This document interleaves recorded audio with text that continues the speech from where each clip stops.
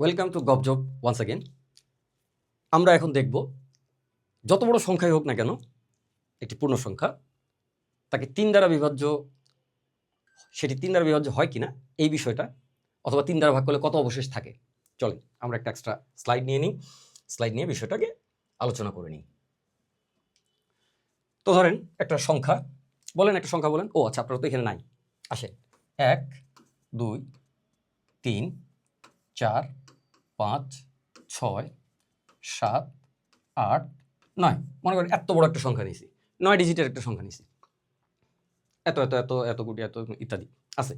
এই সংখ্যাটা তিন দ্বারা বিভাজ্য হবে কিনা এটাকে বের করার জন্য সহজ নিয়মটা হচ্ছে সবগুলো অঙ্ককে যোগ করে ফেলেন। এই জন্য একটু ফাঁকা ফাঁকা করে লিখেছি।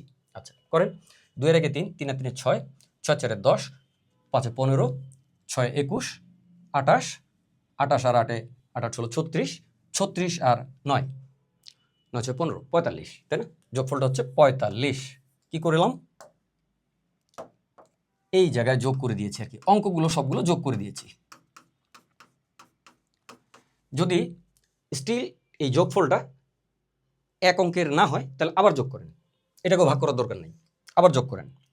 তো যোগ করলেন কত? ধরেন 4 আর 5 আবার যোগ করে দিলেন, যোগ করলে কত আসতেছে? 5 4 হচ্ছে 9। এবার এটা এক ডিজিটের হয়ে গেছে এবং এই সংখ্যাটা তিন দ্বারা যদি বিভাজ্য হয় তাহলে অবশ্যই পুরা সংখ্যাটা তিন দ্বারা বিভাজ্য হবে। তাহলে কি হলো?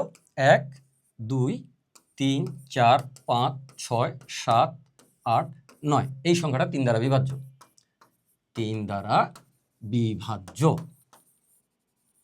এবার বাসায় আপনি এটা একটু প্র্যাকটিস করে দেখতে পারেন বিষয়টাকে। আচ্ছা, এবার আরেকটু চেঞ্জ করে একটা ভিন্ন সংখ্যা একটু নিতে যাচ্ছি। সবুজ কালারে নিলাম। ধরেন 1 2 3 4 5 6 7 8 8 নিলাম, 1 কমা নিলাম। নিশ্চয়ই এই সংখ্যাটা তিন দ্বারা বিভাজ্য হবে না এবং তিন দ্বারা ভাগ করলে এটাতে দুই অবশেষ হওয়া উচিত, যেহেতু 1 কমিয়ে দিয়েছি। 3 থেকে 1 কমালে দুই অবশেষ থাকার কথা। চলেন দেখি হয় কিনা। তো সবগুলো যোগ করব। 1 2 3 4 5 6 7 8 8 যোগ করলে যোগফলটা আসবে হচ্ছে 44। তো ঠিক আছে, 44 যেহেতু দুই অঙ্কের, আবার যোগ করলাম। 4 আর 4 যোগ করলে 8 হয়। 8কে 3 দ্বারা ভাগ করলে দুই অবশেষ থাকে, কি থাকে না? 3 দ্বারা ভাগ করলে কত অবশেষ থাকে? এই বলেন না কেন? 3 দুগুণে 6, অবশেষ থাকলো 2। তার মানে এই দুই অবশেষ থাকে। তার মানে এই পুরো সংখ্যাটাকে যদি আপনি 3 দিয়ে ভাগ করেন, দুই অবশেষ থাকবে। বুঝা গেল ব্যাপারটা? প্রচুর প্রচুর পরিমাণ কাজে লাগবে যখন আমরা উৎপাদকের অঙ্ক করব। সেই জন্য শুরুতে এই ক্লাসগুলো, আপনাদের এই ভিডিওগুলো দিচ্ছি। এটা কিন্তু মাথায় রাখতে হবে, মাথায় রাখবেন এবং কমেন্ট করে জানান এখানে কোনো বুঝতে অসুবিধা আছে কি না। অসংখ্য ধন্যবাদ।